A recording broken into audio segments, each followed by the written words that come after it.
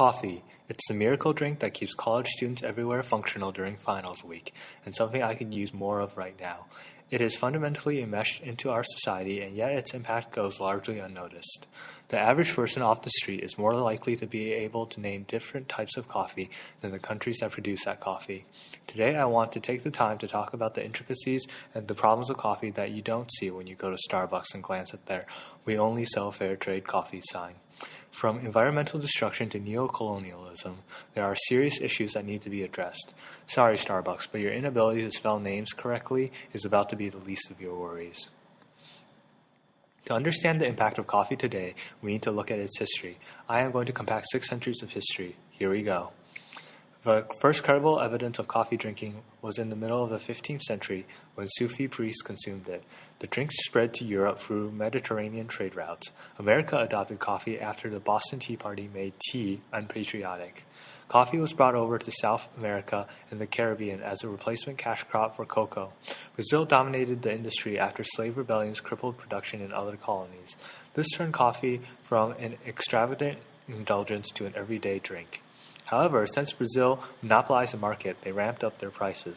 This, in turn, provided an opportunity for other countries to start growing coffee all over the world, from South America to Africa and Asia, which is where we are at right now. One of the biggest problems caused by coffee plantations today is its impact on the environment. Coffee was originally a shade-grown crop. This meant that it needed other plants to provide cover as well as cycle nutrients through the soil.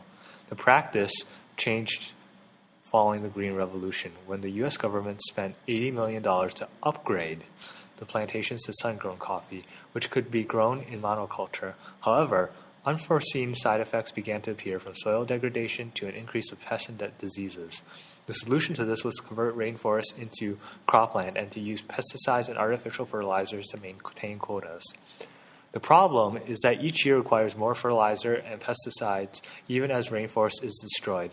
Where did the entire process go wrong?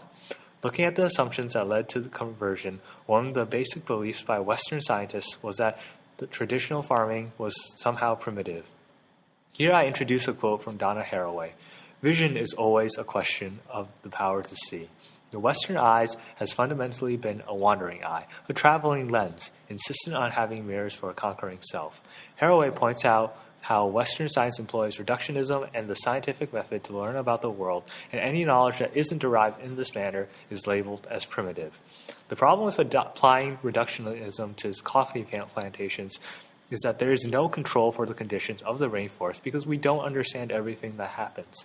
The traditional growing method has been refined from several hundred years of growing coffee in a rainforest ecosystem, yet it has been replaced by methodology developed in Midwest cornfields.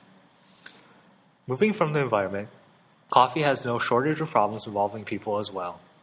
Coffee's history heavily involves slave labor, and despite mechanization, coffee still requires a large amount of human labor due to the fact that it is mostly grown on higher elevations and requires intensive amounts of care. While there are larger farms, much of the coffee is grown on small farms. This especially puts small farms at a severe disadvantage, as they are less able to compensate to coffee price fluctuations. Oyendra Dubé and Juan Vargas examined the effects of coffee prices on producers' economies and stability. Summarized, their studies found that coffee growers cannot do well because whenever global production increases, prices go down, which causes political instability and often results in ruined livelihoods. The last topic I would like to discuss is the relationship between coffee sellers, the stores, the coffee shops, the distributors, and the countries that grow the coffee themselves. While studies show that global trade dampens civil war, at the same time, abundance tends to fuel further conflict. However, Hegre, Kissinger, and Gledschik showed in a 2003 paper that in sub-Saharan Africa, cash crop production increases inequality gaps between workers and the landowners. Furthermore, the Fair Trade Coffee certification comes with a large amount of fees and paperwork, which often limits the Fair Trade name to just larger plantations. Ultimately, coffee requires workers, and thus the industry relies on underdeveloped countries that can provide cheap labor. Perhaps what makes the problems that are caused by coffee overlooked is how diverse and spread out they are due to globalization. Therefore, what the industry, as well as the public, needs to realize is that there is no one approach that can be used to solve all the problems involved. Instead, more effort needs to be put on identifying quality markers on not just the coffee itself, but also basic working conditions and other considerations for both workers and the environment. At the end of the day, the problems of coffee are symptoms for a more dire need for a global cognizance.